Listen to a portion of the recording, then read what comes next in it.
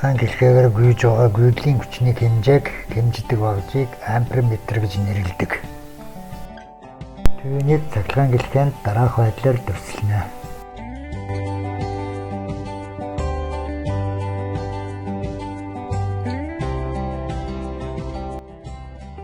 Зурагт хийсэн багжуудыг нэрлэж зургийн дагуу холуултыг хийгээрэй.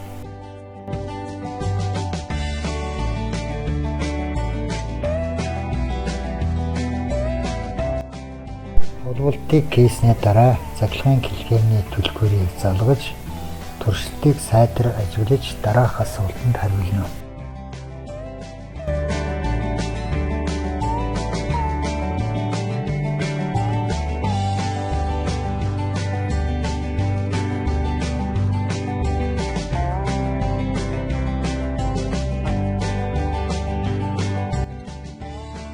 Өгсөрсөн цахилгаан гэлхээг дэвтэр дээрээ дүрслэхдээ товч тэмдэглэгийг ашигладаг.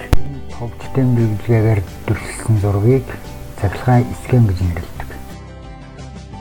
Шинжил ухаан технологи хөгжсөн өнөө үед бидний ахуй амьдралд хэрэглэж байгаа бүх цахилгаан хэрэгслүүд нь нарийн төвөгтэй нийгмэл цахилгаан гэлхээнүүдийн бүрдлээс тогтдог.